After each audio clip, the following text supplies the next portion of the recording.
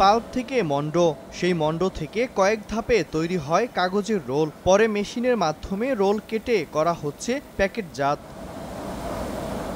নির্বাচন কমিশনের জন্য কাগজ তৈরি করছে রাঙামাটির কর্ণফুলী পেপার মিল, যা ব্যবহার হবে আগামী জাতীয় সংসদ নির্বাচনের ব্যালট মুদ্রণে। কারখানা কর্তৃপক্ষ বলছে, ব্যালট পেপার মুদ্রণের জন্য রঙিন কাগজের চাহিদা দিয়েছে কমিশন, যার মধ্যে রয়েছে সবুজ, গোলাপি, হালকা হলুদ ও নীলচে রঙের কাগজ। এ কারণে কর্মব্যস্ত হয়ে উঠেছে কারখানাটি। প্রতিষ্ঠানটির আয় বেড়েছে প্রায় 11 কোটি টাকা।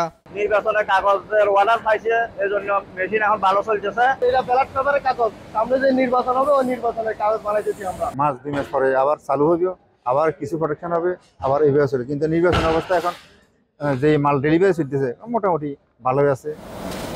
তবে কাঁচামালের পর্যাপ্ত মজুদ না থাকায় একবারে সব কাগজ সরবরাহ করা যাচ্ছে না বলে জানায় কর্তৃপক্ষ। এই পর্যন্ত যে পরিমাণ র মেটেরিয়াল মজুদ আছে প্রায় 500 টনের উপরে, শুধুমাত্র রঙিন এবং ব্রাউন কাগজ বানানোর জন্য। পাইপলাইনে আরো কাগজ এখানে যোগ হবে। তো মোটামুটি আমাদের প্রস্তুতি নিয়ে আমরা সন্তুষ্ট।